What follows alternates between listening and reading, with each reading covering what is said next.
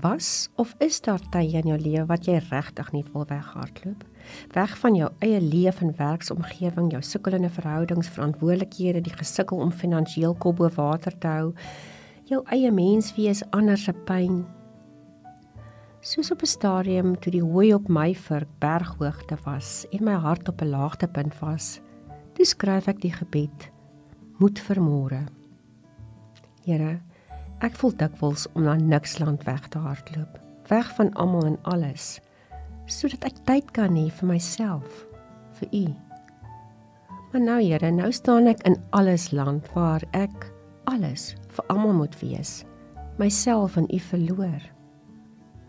Dankie Vader dat U iemand is wat werklik verstaan, omgee en liefhet, veral in weghardlooptye. U beloof in U woord dat U die vermoeides krag gee. Ek is nou een, Here. Leer my om in U iemandsland alles te hanteer en gee my asseblief lewensvreugde vir al die môres van my allesland lewe.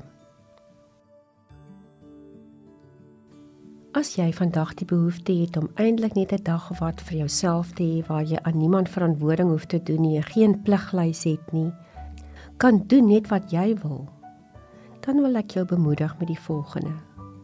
Probeer om iewers in jou dolle gejaag, wat eintlik elke dag is, tyd in jou dagboek te maak van dis my tyd. Ja, boek vir jou tyd uit in jou Outlook kalender. Jou tyd. Niemand mag my plan nie tyd. Tyd wat ek sommer net iets doen. Wat ek sommer net gaan sit en wees. Maak tyd vir jou menswees.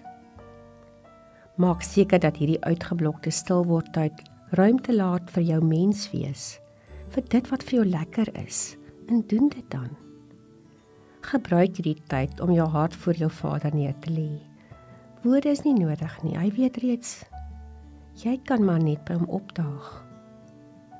Laat toe dat sy gees aan jou mens wees, presies waar jy nou is, tasbaar en voelbaar raak. Wees stil by hom. Stil. Onthou, hy ken jou alles, het jou lief net soos jy is en waar jy is, en hy wil jou ook vandag met sy sagte, niks verwag miswolke toevou. Kom ons bid. O Vader van genade, vandag besef ek net weer dat ek nie alles vir almal hoef te wees nie. Want soos U in die woord sê, wat help dit as ek die hele wêreld sogenaamd wen en myself en U in die proses verloor?